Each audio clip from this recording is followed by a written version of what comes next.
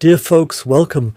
The First Explorers, a Settlers-like game, a Settlers variant, developed single-handedly by Sebastian Buchwald from Baden-Württemberg. Hello, Sebastian. Hello, WB, and hello, everyone. I'm glad to be here. We are live on Twitch at the end of May 2025. The game is, there is already a Steam store page for the game, so if you're interested, feel free to add it to your wish list. The link to it is pinned at the top of the Twitch chat and is also below in the text description on YouTube. And if I remember, also in the first pinned comment. And what we're playing here is an internal build of yours, specifically a pre-alpha. That means there's still a lot missing here. For example, it's not in German yet. The enemy AI isn't quite there yet. Sometimes it works pretty well, but you shouldn't rely on it. Pathfinding sometimes has issues, but then they do occasionally get their act together. And there are just 1,000 little things that still need to be done. But the game does give a pretty good impression of this version of what's inside. Do you know already? Do you know when? When did you start development, and can you already foresee when it will end? I started development 3.5 years ago, first with a prototype. I also had to teach myself the Unreal Engine first. Actually, I'm a full-time software engineer, so I got into it pretty quickly. And back when I was a student, I used to mod and made some small games on the side, but never such a huge project. And over the past 3.5 years, I've picked up more and more skills and got deeper into it, adding more and more features and incorporating a lot of feedback. And yeah, so about when it's coming out. I want to start with early access because community interaction is important to me, and I prefer a collaborative development process. And it's hard to give a date because it also depends a bit on how much time I can put into it, since I'm still doing this alongside my main job.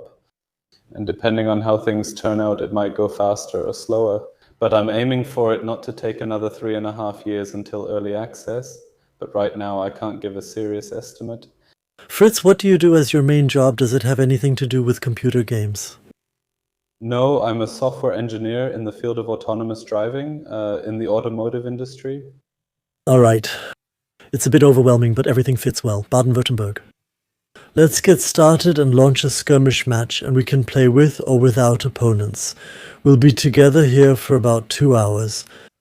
If we take the first step slowly while chatting with an opponent on the map, let's say with player 3 up front, do we have to worry about getting massacred in the middle of explaining things, or can we afford to do that? You can set it to defensive, and then he won't attack you. Good idea. The opponents don't have bot names yet either, they're just labeled defensive. How much do they expand? Like, how many tiles or how much territory do they claim when they're set to defensive? They'll go about, well, you see that lake in the middle there, right? He doesn't quite reach that yet, but up to the fork of those 2 rivers, that's how far he expands. So you have enough space for yourself. Great, we can do this. Then we'll start down here, and later there are a whole bunch of settings here that you can adjust. In the finished game, it's still grayed out at the moment. You can customize the starting setup you want. Will there actually be, later on as a variant to skirmish mode, A, a multiplayer mode, and B, a solo campaign? Yes, so a multiplayer mode is planned at the latest for version 1.0, but my focus is first on a story campaign, which I would like to offer partly already for early access. The first 3 Roman missions of the Roman campaign, because they should also serve a bit as a tutorial, since it's really important to me that people get into the game world with some nicely designed missions and learn the game mechanics there. Here we are, and now the music is here too, gently playing in the background. We are the red team, that's why everything is in red, and this is our central building at the start. And now, unfortunately, you have to react very calmly to one thing. At the moment, there are only men here, adult men. There are no children and no women. Will there be other age groups and genders later in the game? Yes, that's definitely planned, that women will also be added at a later stage. Also other, let's say, body types as well, shorter, taller, heavier, thinner. Children are absolutely not planned. That doesn't fit the game. Exactly, and that's the plan. We have resources here up front. If I click on the stones, you can also see it in the tooltip. Then up here we have berries on the map, and we have plenty of wood here. This is a handmade map, right? It's not a skirmish map, it's a map for this version. And the first step is probably to gather wood now, right? Gather wood and collect berries. Exactly, wood production and stone production, so you can gather the building materials. There's one thing you need to explain to me because I couldn't figure it out when I tried it myself. How do you rotate buildings? It's in the middle of the tooltip, control plus mouse wheel. Down there, got it. Then let's turn the arrow downwards and we can build in here like this. Right here. Roads don't cost anything, right? No resources, nothing at all. Do buildings have to be connected to roads, or can they be? It's basically optional for you to connect them. Roads do cost resources in the sense that they tie up construction workers, and then you're missing them for building structures. At the moment, that's something we can afford. The entrance is up front here. So does that mean, does this building serve as a warehouse at the beginning? No, it doesn't serve as a warehouse in that sense. You can see that the goods have already been stacked here at the watchtower, and from there they are carried away, but you can't store any more goods here. So it's a watchtower, not a warehouse. Okay, just for the looks, as someone who likes making things look nice, I'll build a road around it. I think that's how it should be.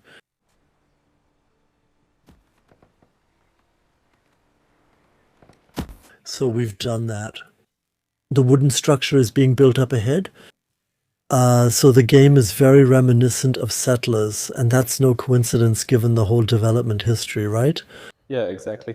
I also wanted to have a Settlers-like game. I didn't really like the direction the franchise was going, so I thought I'd try it myself.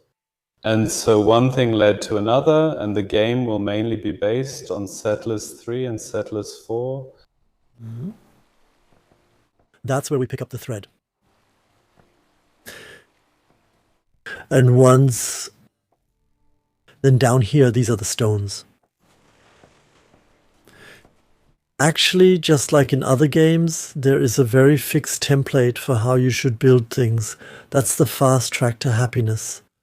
Or can you try different things too? Basically, the basics like wood production and stone production and so on are always pretty similar for the factions, although the factions do differ a bit in that regard. It snaps to the road when you move the cursor over the road. A little bit further down. Okay. Sorry. Oh, did it just snap or not snap? No. It didn't snap. You can probably demolish this again easily. Then I'll just do it again fast. You actually just pointed at your monitor with your finger, but I didn't see it. I'm sorry. So... That's right, yes. Such snaps. Great. All right. You are, yes. You're doing a little tour at the moment. You were with Maurice Weber, presented the game, and with our colleague Stefan Steinwallen. And now you're here with me too, all within 3 days. Are those things that make you a bit nervous when the game is seen out there for the first time? Do you then think hopefully everything works out, or are you completely relaxed?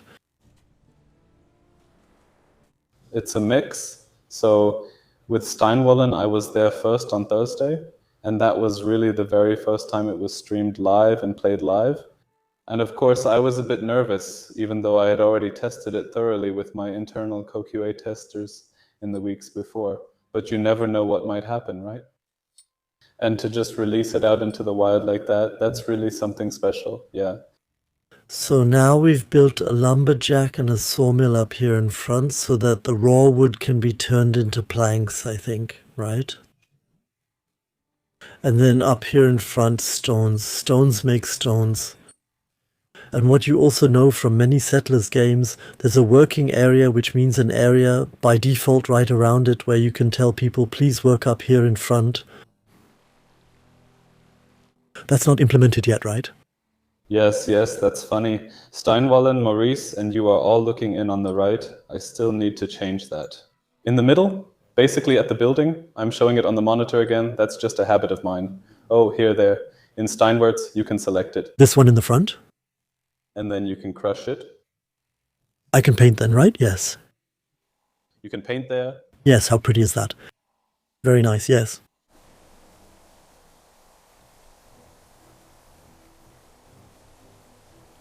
Just like this, yes.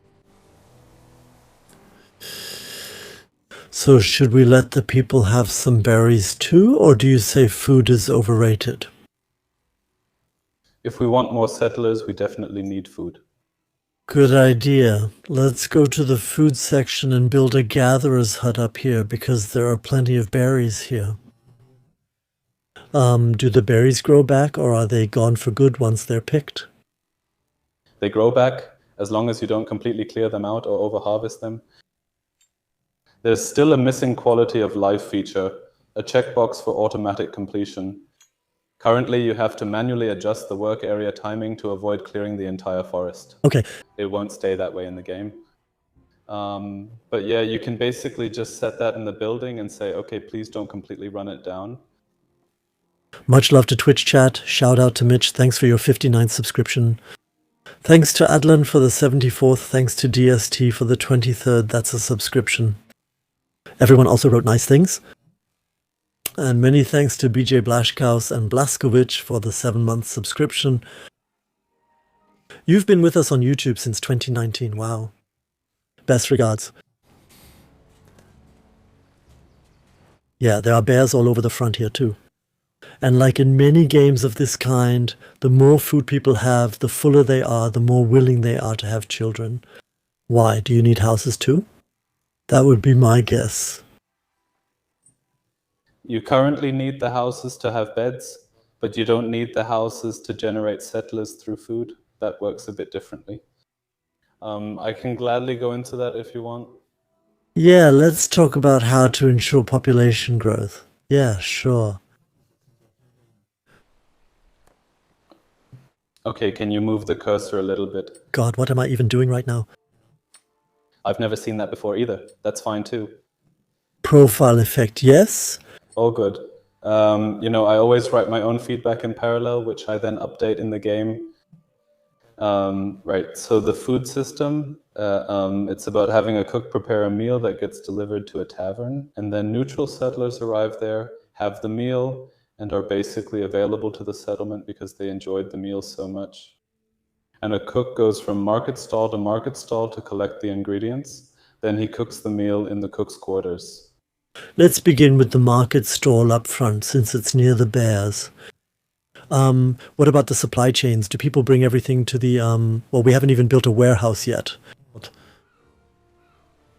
There's currently no warehouse.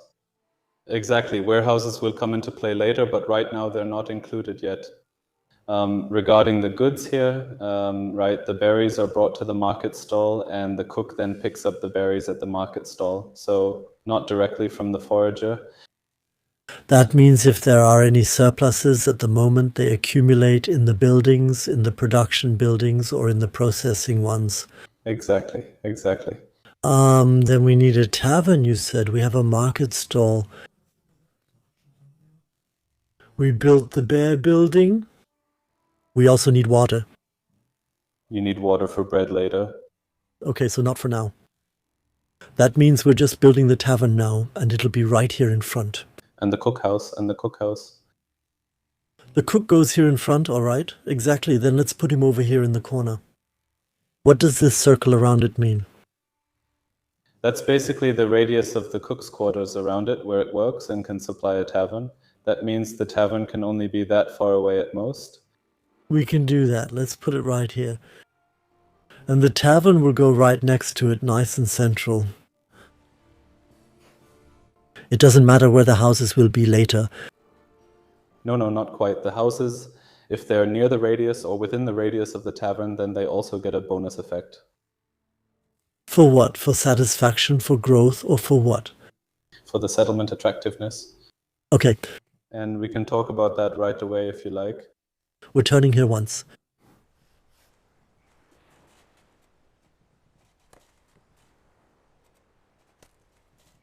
But that's not annoying, right? It already snaps when you move the cursor over the street, but I can change that if needed. That's how it is. All right. So for you, it would be more intuitive to get immediate feedback when it snaps over, when the entrance arrow goes over the street, right? So now that I know that you have to start, that you have to go onto the street and then it snaps, I think it's much more logical in my mind because it's much more precise to change. I think that's a great idea. But as a player, I wouldn't think of it. Because this isn't a tutorial. Exactly. I don't have a yes, that. And on the other hand, it's not really a genre standard that you have to drag the mouse somewhere else or point somewhere else instead of where the building is supposed to be, you know? So that's not intuitive. In that respect, I could even imagine keeping it classic so that the whole building which sticks to the mouse just snaps into place automatically and you don't have to go onto the street. Because that's really hard. Adjustable, yes. You can do that too, yes.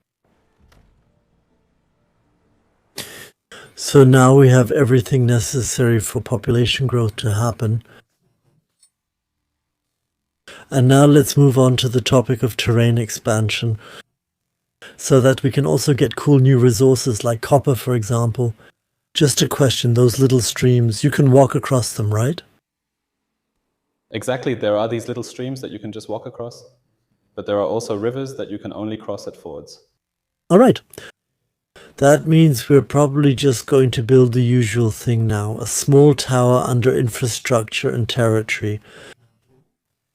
Many of the buildings that come later are already hinted at, but they're still grayed out.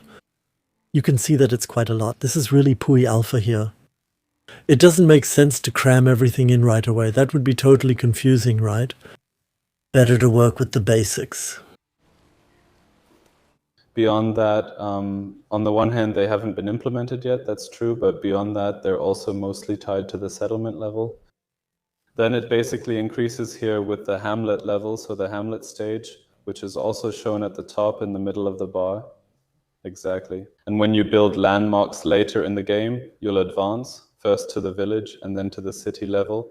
And by doing so, you'll unlock new buildings and new units. Amen. Once up here to the front. Questions in the chat. First impression, really quick without thinking too much. Just throw 2, 3, 4 words into the chat. Does what you see appeal to you? Are you curious? Or do you wave it off and say, I don't know, it's not my thing at all? Vini Vidi Vici, says Ossi in the chat. Quoting Asterix in Latin, Adlan is getting Settlers 4 vibes. Snow finds it interesting. Fugtim already loves it. Settlers feeling is always good, says Robelicats. Doc Snyder says it's coherent. I just heard a trumpet blast. That's because the tower has been built. Exactly. Nice alternative. Back to the classics, says Arrow. Nice visuals, writes Huey. And Street Warrior is very curious. Rurik, visually beautiful, but he's been here for 5 minutes. And Matze Run would like to have a forester already. That means they usually clear everything away. And so that it stays here in the long run, we simply need a forester, right? Right, yes.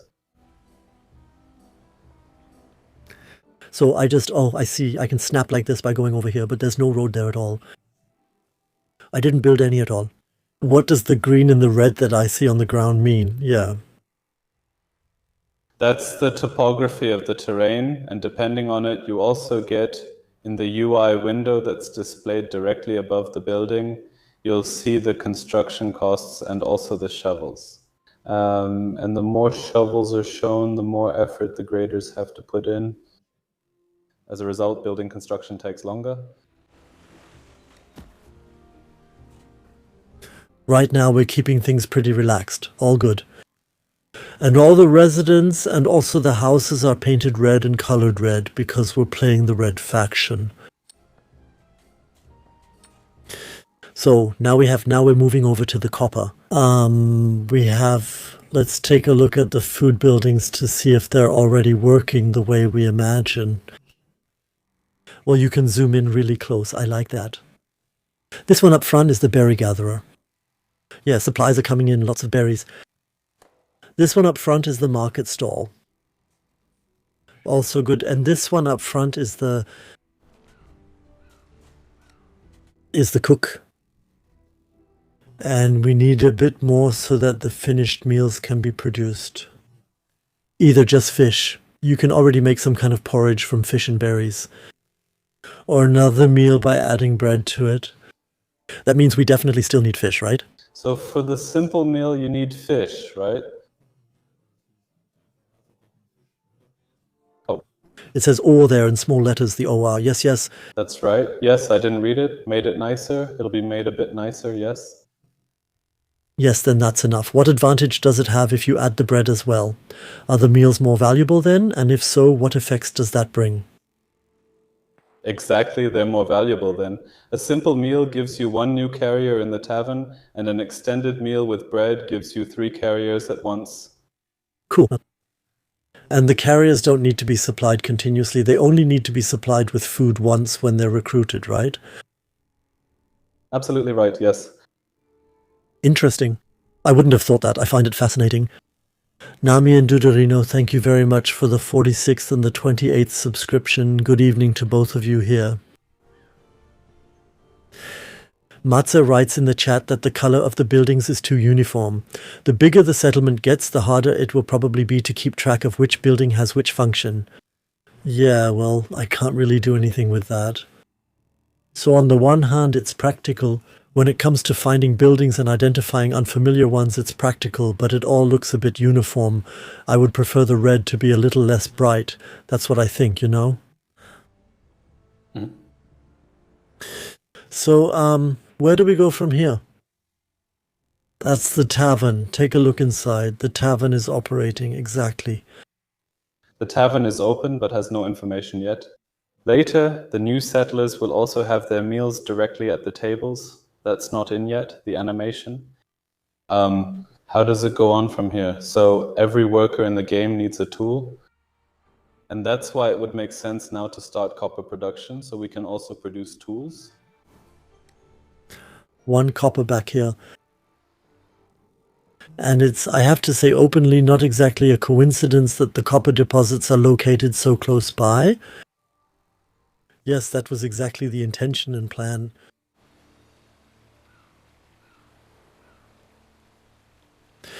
Oh, I see. Maybe I can also build the advanced buildings right next to them for further processing. We'll do copper here. And here,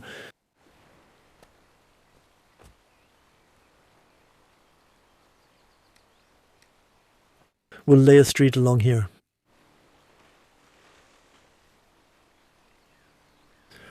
And all the way around the copper, I'm kind of scared I could break it. Could I break them? You can't break the copper deposits, no. And right now you also can't build over the stream, because what's missing is that a wooden footbridge is automatically placed over it, so that's why I've currently disabled it. That was just a small piece of road here.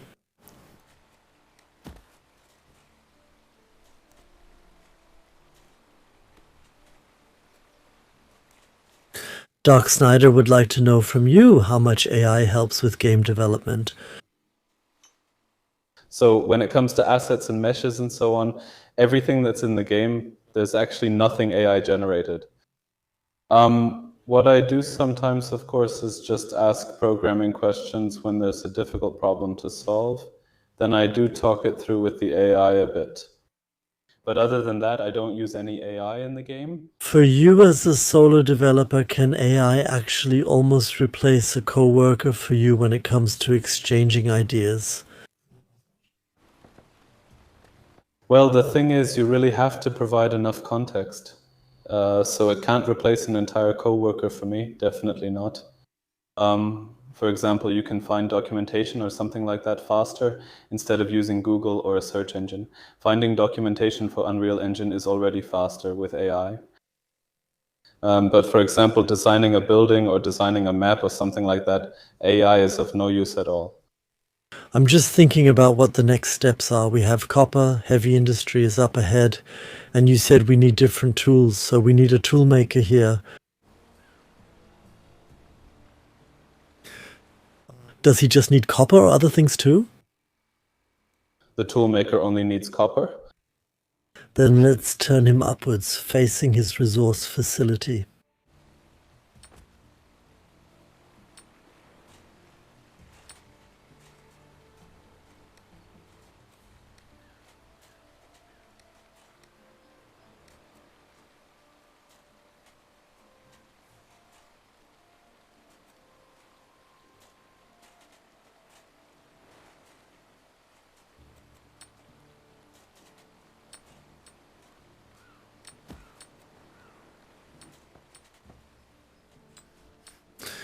We can already consider which direction to expand next. I think there's one soldier working in each of these towers, right? There's a soldier inside, exactly. When you build a tower, it only expands the territory once a soldier actually occupies the watchtower. We have some starting soldiers. How many are there? A dozen? If you press the G key, you'll see an overview. Soldiers, that's 13 at the moment. Where does it say that? In the middle? No. That's next to it basically, to the left, one column over and then down. Down here. 13 military units divided into 5 swordsmen, 4 spearmen, and 4 axemen. And the program automatically sends someone in there. Absolutely correct. But what's also interesting is that you can control all the soldiers in real time. That's an RTS combat system. We'll experience that later. So now tools are being produced here. And is there some kind of tool, or let's say, hey, please produce this or that? What do people actually need? Well, you definitely need pickaxes. That's always good to have. What you don't have at the very beginning is a scythe. So if you want to build a farm, it's also helpful to produce a scythe. Are those the scythes? Or 2 exactly. And yes, otherwise, depending on what kind of buildings you want to construct later, you can basically use the G key to display all the resources or goods you have. Then you can identify missing tools and respond appropriately. You just need to take it easy. And we also have a bit of stock. That means at the moment we don't have to produce more than just those few things. Let's get back into food production because the berries will eventually run out. Oh wait, the berries are actually enough because that's just a one-time output. They're at least enough for the first batch of settlers. If you want to raise a large army later on, you'll definitely have to invest a bit more in settlers. These are all berries here, right? No, not all bushes. Exactly. That's always something you deal with as a developer. How do I represent raw materials? Because I also don't want it to look completely unrealistic. That's why I thought about adding ravens later on, which will fly over berry bushes and hop around there so you can better distinguish between them. Cool idea, exactly. By pressing the G key, you can also see how many people you have and whether someone who doesn't have a job in a building is probably working as a carrier or as a builder, right? And you can see that at the top, right in the view. There you have 43 carriers in total, and the number in parentheses basically shows how many are currently busy. Right now you have quite a few idle carriers. Look, guys, really unbelievable. Thank you very much. So we can't send any scouts to explore to uncover the terrain first, right? You can just send the soldiers around and scout. Very good idea. Do they starve at some point, or are they tough? They're tough. Can I send them via right-click on the minimap and set waypoints like that? Yes, you already can. Just right-click on it and they'll start moving as long as the point is valid. But they don't set them, they don't start moving. They don't start moving, then maybe you clicked somewhere in the water, which you just can't see. Exactly, I'll just send them off like this. Now he's starting to walk. Over here once. Exactly, they were up front before. Where are the rest? One of them is in the watchtower and must stay there to defend if the enemy comes. I also see a few soldiers hiding at the bear collector. There, yes, 1 minute. And you could now also chain several movement commands together by holding shift. Yes, that's right. After the experience just now, where I might have gotten into water, I'm not really daring to do it right now. I'll send them off one by one and we'll see where they end up later. We're uncovering this because we also want to know where else we can settle. And I'd like to have a place with a lot of land.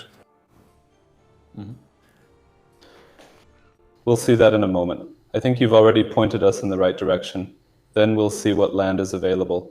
It's always interesting to know where the next resources are too. We should actually have more soldiers that I can send out, right? I would recommend that you keep a few more soldiers in the settlement, because you'll probably want to build some towers as well, and you'll need soldiers for all of that to expand the territory.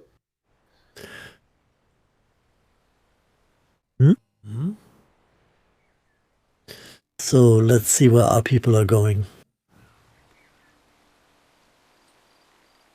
It looks pretty nice with the beam of light moving around. Very nice. Let's go up here. He just walked across the ford here too, you see, with the lake plants or river plants. Here, the big river. You actually couldn't walk across it, but it worked out after all. Speaking of difficulties that you overcome, I want to briefly point something out. So I have a sponsor here. It's the company Asus ROG Republic of Gamers. And just a quick thing in between, today is May 30th, and they still have until June 30th. In my opinion, very clever discount promotion that I'd like to point out. Please post the link on Twitch that leads to this page. You can find the corresponding link on YouTube in the text description below. You all know that some components you need for computers are no longer available. So it's not just SSDs, especially RAM and other things are big problems. The reason is the boost in the AI industry. That's what's causing shortages everywhere. For example, the big manufacturers of data centers or any kind of AI stuff. They are trying to sign long-term supply contracts with the companies that would normally supply regular consumers like us. And that's why prices keep going up and the supply keeps going down. And it's really getting difficult, even if you have money or enough money, to upgrade your PC. And what I find clever about this sale event, which is currently a bit overlooked, is exactly that. That's why I want to draw attention to it. Attention advertisement. This campaign is called Upgrade What Matters. That means level it up, enhance it in the places or areas where it really matters. That means they offer alternatives for that. For example, just adding more RAM with different bundles, changes. They have bundles. Asus offers bundles, for example, graphics card and power supply. They offer bundles with graphics card and motherboard. They offer a bundle of motherboard cooling, a bundle of graphics card in case, a bundle of motherboard in case, and a bundle of cooling in case. That means if you feel like you have to or want to upgrade your computer, and it doesn't work with the usual RAM upgrade, but you have other options you can adjust, then you can find them here and already get matching sets for them. So for example, combinations of power supply and graphics card that actually work, that are well matched, where the specs fit together, or motherboard and cooling and so on. If you click on one of these three offers, then all of them are listed down here. And within this period, until the end of June, that's how it's tied to a cashback promotion. That means every time you decide on such a bundle and buy it within the promotional period until the end of June, you can, if you want, easily get a certain part of the invoice amount refunded later by Asus. And it's always clearly stated how much it is. That means they don't work with percentage discounts, but instead they write down the exact amount of money you save. Personally, I also find that much simpler than having to calculate with percentages. The process is like this. There are a number of retailers through which you can participate. You don't necessarily have to buy directly from Asus. Here are 6, here are 9 shops listed. Amazon is included, Cyberport, Computer Universe. You can see them all yourself. These are the participating retailers. And they offer these bundles in cooperation with Asus. And the link here, when you click on it, takes you to one of these retailers, right? And then there are 2 time periods. One is the period when you make the purchase. The purchase period runs until June 30, 2026. And then you get the invoice. 1 or 2 invoices. And then you upload the invoice to Asus. You upload it to Asus within this period from June 1 to July 14. Then it will be briefly checked to make sure, I don't know, that there's no kind of scam going on in the background. And then the money is transferred to your account. And Asus does these kinds of cashback promotions a lot and very often. And like I said, I think this one is actually pretty smart. I think they're taking an approach that works well. And you just know with Asus, there's quality behind it. It's a quality manufacturer. That means you don't get any cheap products. And fittingly, as someone just pointed out in the chat, I'm even wearing an Asus t-shirt. It doesn't get any better than that. That was the end of the advertisement. Link to it on YouTube below and a text description on Twitch. Matze just posted it, and please post it again.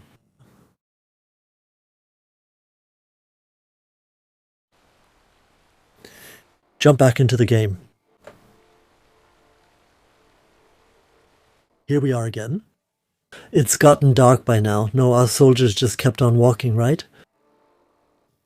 We're going back up here. The soldiers have pushed through, so let's assign them new targets. I'll send this guy up here by holding down the shift key and right-clicking to move him along here.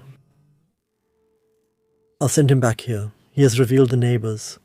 Could we enter their territory? And it might not be a good idea if it comes to a fight because we don't have any offensive power yet. We haven't upgraded that yet. That means they won't attack us, but they will attack us if we violate their borders, right? Exactly. We've set them to defensive too, so they won't approach our settlement. But if you attack, they'll defend themselves. Outrageous. Let's go back. I'll handle that one too.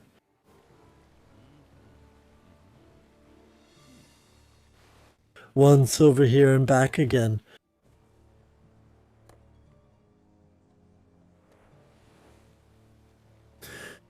And now let's continue with, can we already, we haven't uncovered anything nearby. What kind of foreign ship is that?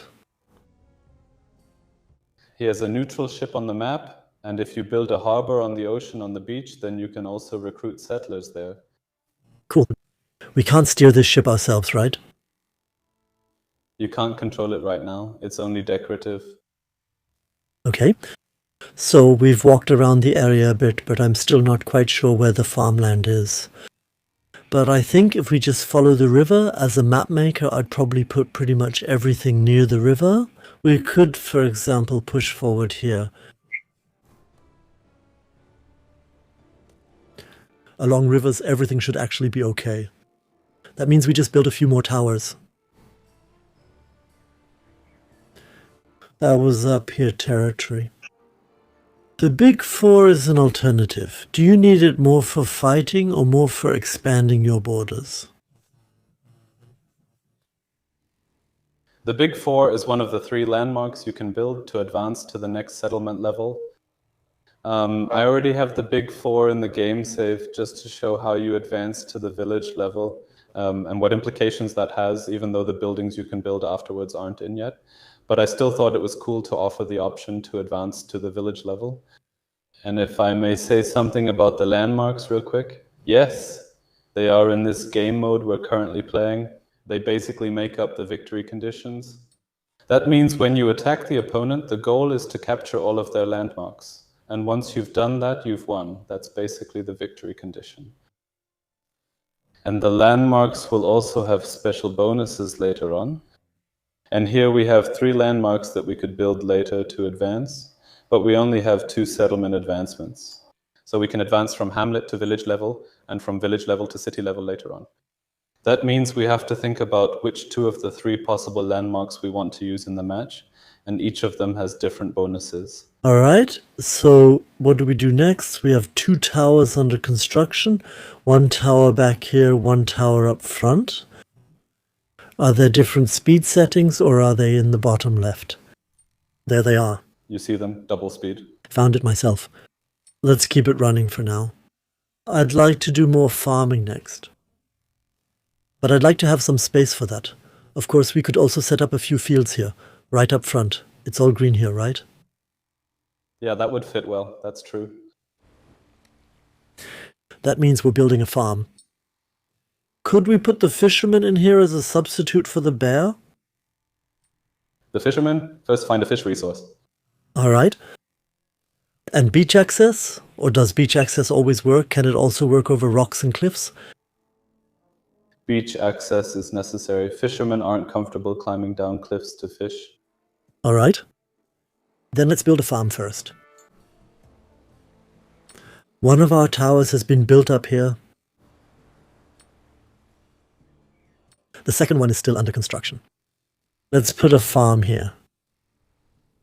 Let's turn ours around once.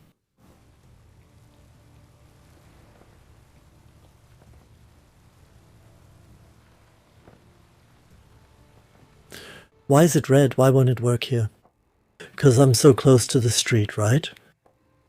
Yeah, because you're going over the tree. There's a... Oh, So it won't be taken down automatically? it won't be removed automatically. You'll need the lumberjack to cut it down. Okay. Then let's take a closer look. So, thanks, a road. So,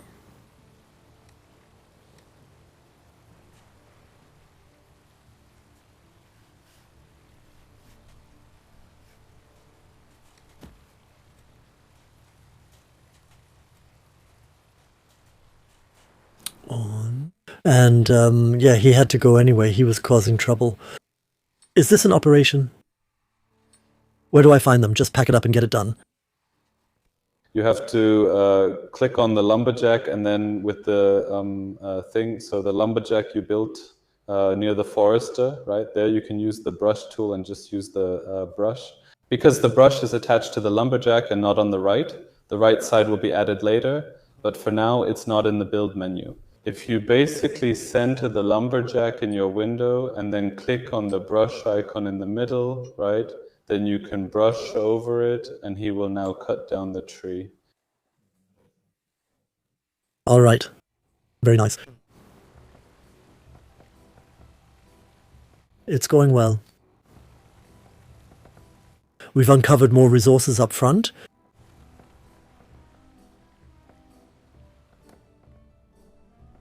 I also just noticed here that a few settlers are on strike. No, because what are they missing?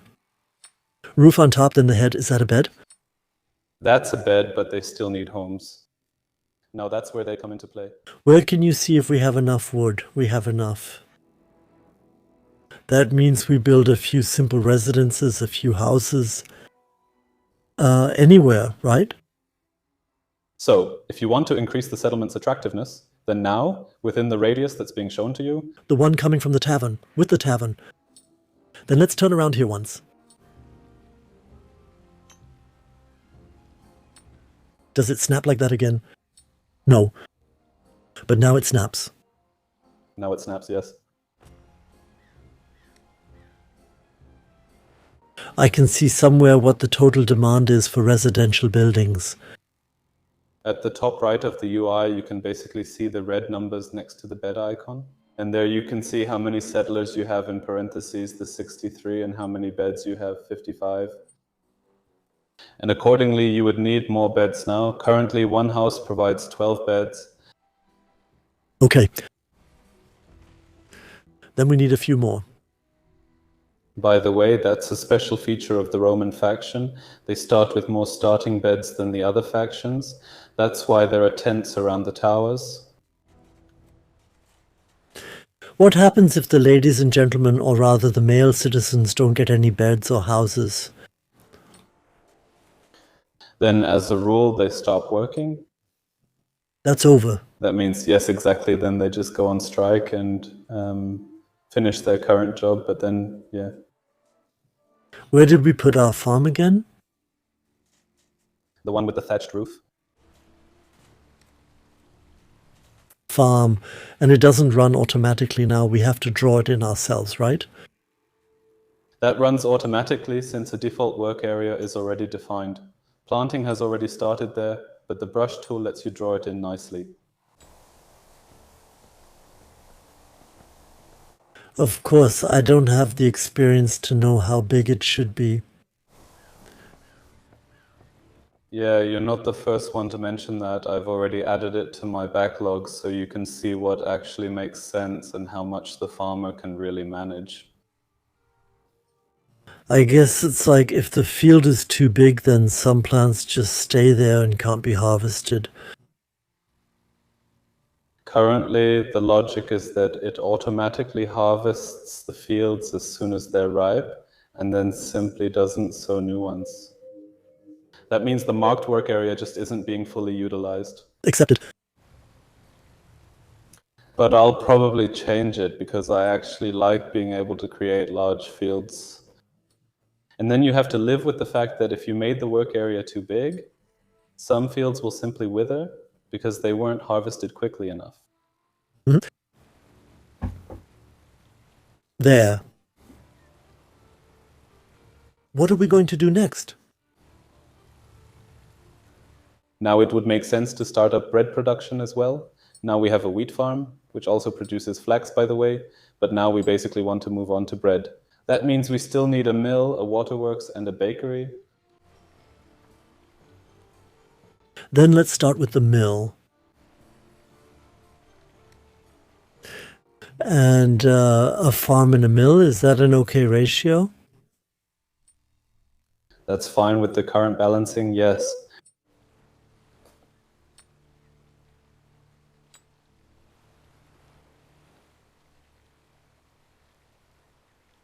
I'll take a look at how big something like that is so I can get a feel for how to use everything here. The bakery is much larger. We may need it last, but I'll still put it here first.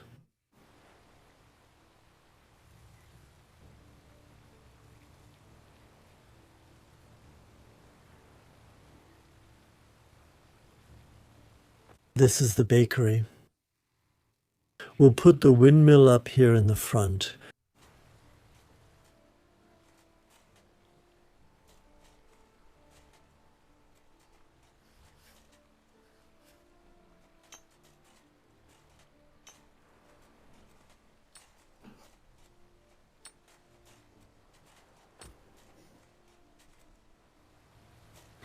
And we're still missing a well. Is that a waterwork? Exactly. It's not really a well, it actually needs a river nearby. It draws water from the river there. Yeah, and do the small streams work for that too? Yes, it just needs a freshwater river. And theoretically, a freshwater lake would work too. I'll put it here.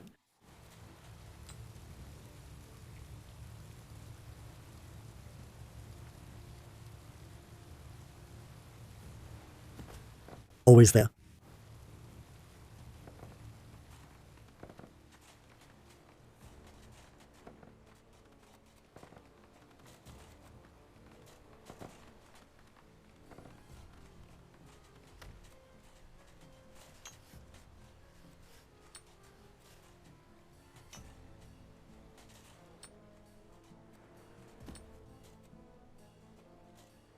And the cool thing is, if you have bread soon, then it also makes sense to set up a bread market stand so the cook can access it too. Here you go. And we'll put it in some small gap. You can also see now that the radius of the cook's quarters has been activated because the market stall also needs to be within the radius of the cook's quarters. Okay. And yeah. What else can we get done here?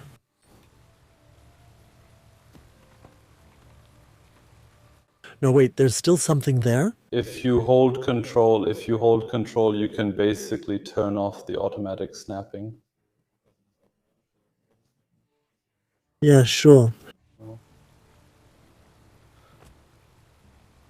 Then that's fine.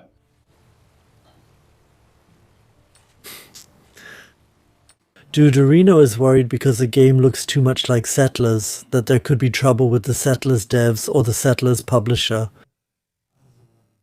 So I won't put Sebastian in the position of having to answer that because you can quickly end up on thin ice with that. But if I were to answer that, I don't really see that danger right now. As long as you don't write in the advertisement that this is a game like Settlers, or if you want to play Settlers, play my game. Well, if you phrase it a bit more cleverly, it should actually be okay. And there are thousands of cloned games out there, and this isn't even a clone, it has its own ideas in it. That means there aren't necessarily problems with clones. So I don't see a problem there. I wouldn't worry about it.